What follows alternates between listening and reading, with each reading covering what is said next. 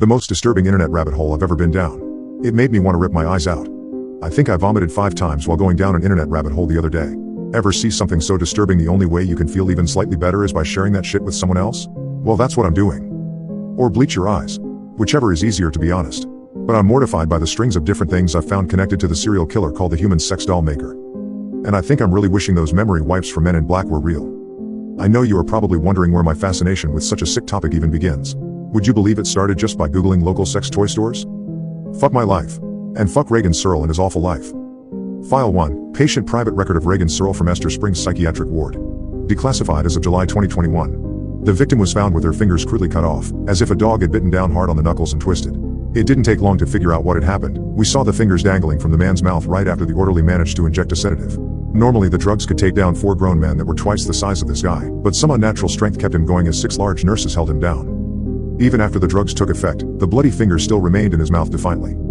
According to the psychiatric records, the man was accused of killing 15 women all across North America. Whoever thought it was a good idea to give him a roommate is fired, the chief of staff grumbled.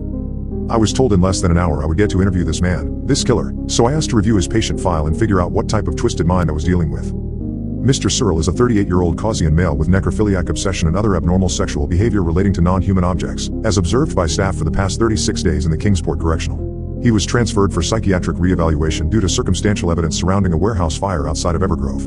The warehouse in question was connected to a local business for adult entertainment where Mr. Searle worked for the past few years without incident. When asked what prompted his sudden behavioral change, one interview documented the following claim. "I need to resurrect her. Her smile. Her eyes. Her body. Then I can be free of this world." It is unclear whom Mr. Searle was referring to, but one reporter has made a theory about a housewife that went missing in the nearby town of White Valley. I stopped reading there to get a cup of coffee and I asked if Mr. Searle was ready for his next interrogation. The psych center told me that he refused until he was sure that the fingers he had bitten off were kept on ice. When informed that he had accidentally swallowed one of the fingers during the struggle, Mr. Searle gagged himself as hard as he could to force it back up his windpipe. "Who are the fingers meant for, Reagan?" I asked him. But he would only laugh.